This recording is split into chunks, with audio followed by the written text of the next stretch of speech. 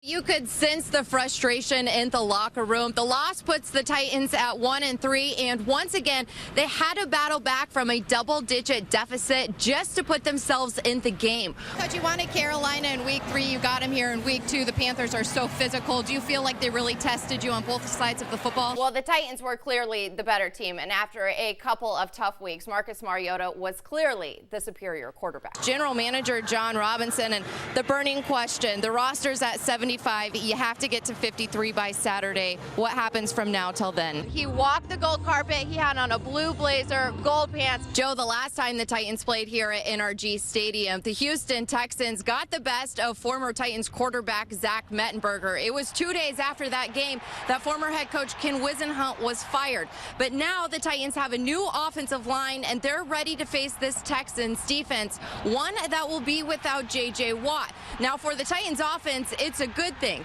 But for tackle Taylor Lewan, he was ready for number 99. I picked the Titans to win this game over the Dolphins, and I think what we saw out of that front seven is exactly what I expected to see out of them all season long from the start of training camp. They said they were going to be this good, and today they were that good. Well, thanks, Corey. Coach, our first question of the night comes from our friend Bud on Twitter, and he wants to ask about your tight end, Delanie Walker. He asked, Delanie Walker's production was down. Was it due to the coverages spreading it around or a combination? And I think Taylor Lewan is playing exceptional.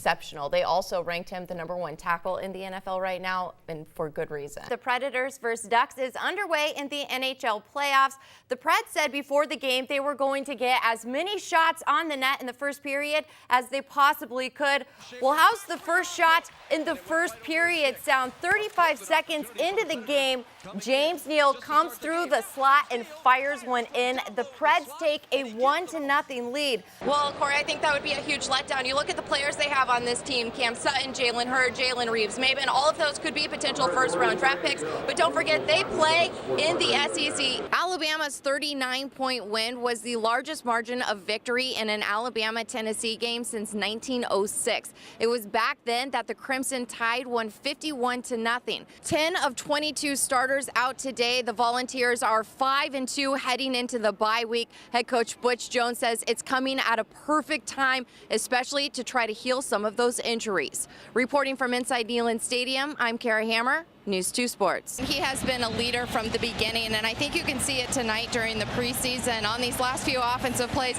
He's been out there and he's been listening in on a headset. Now, head coach Mike Mularkey said a lot of the older guys like to do that because they like to hear what kind of play calling is going on when they're not in the game so they can better prepare themselves for the regular season. The Volunteers simply had no answer for the #1 team in the country. Now, Tennessee had 10 of their 22 starters out with injuries, but still, they let Alabama score on the ground, in the air, on defense, and they even added 6 on special teams. He definitely did. You know, he'll be backing up Brian Arakpo on this defense, and Arakpo said he loved watching Dodd when he played for the University of Clemson. During his senior year, Dodd had 12 sacks, 26.5 tackles for loss. This definitely was a defense that needed some depth, and they got it when they brought in Kevin Dodd. Is that correct? No, he's not. He came back on Wednesday, and he went through some 7-on-7 drills. You know, he looked a little bit out of shape, I would say, but it's natural. He hasn't played at all. He didn't participate in OTAs, rookie training camp. He's done nothing after he had surgery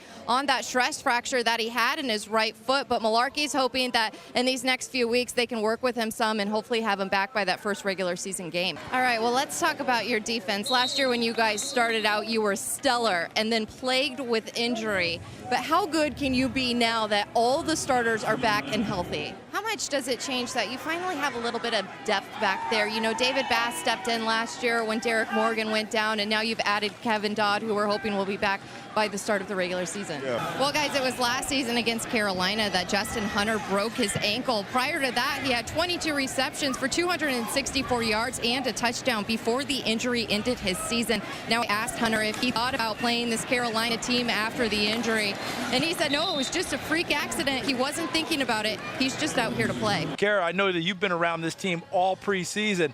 That had to be a huge hit, and I want to know what shaved ice did you get that Dan and I did not? You know what? I did not get a single flavor of shaved ice. Can you believe it? That's just wrong. That's wrong in every way. But not as wrong as Wesley Woodyard. He said he swore off shaved ice at the start of training camp. He wasn't going to do it.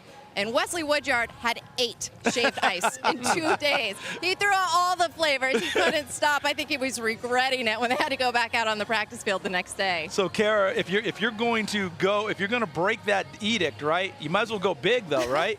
Go big or go home. Because I also heard that Rack had 10 different flavors in one cup. Is there any truth to that at all? I mean, I've heard some wild stories about the shaved ice that was going on. You know, I don't know. All I know is that Brian Arakpo brought the truck in because he said at that point of training camp, guys were starting to feel a little mentally drained, mentally tough, so he wanted to bring it in to kind of lift the morale that was happening at training camp. And like you said, Malarkey loved it so much he brought it back.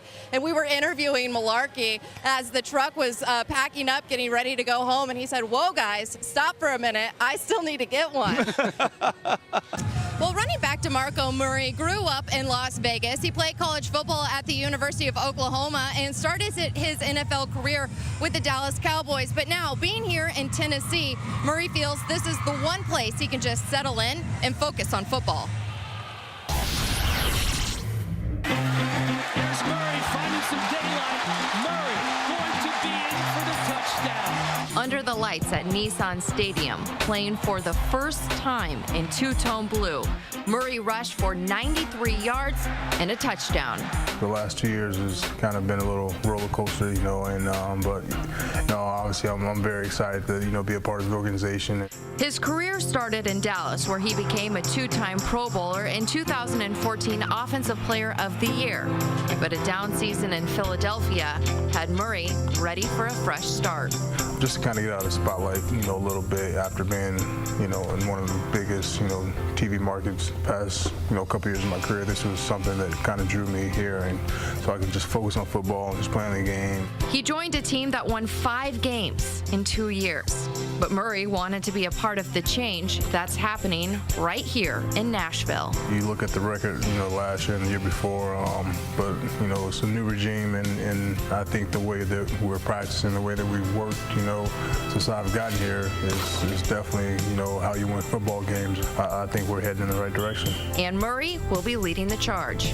DeMarco Murray is our running back, our feature running back, and we're going to feed him the rock as much as we can. It's not going to be a splitting series, splitting numbers. It's DeMarco's the guy.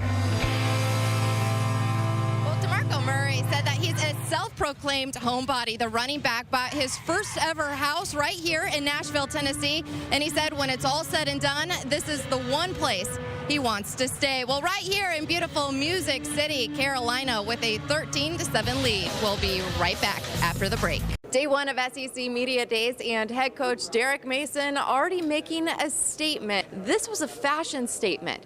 What will the Commodores be wearing when they open the season against South Carolina? Okay, this is the Dark Knight uniform.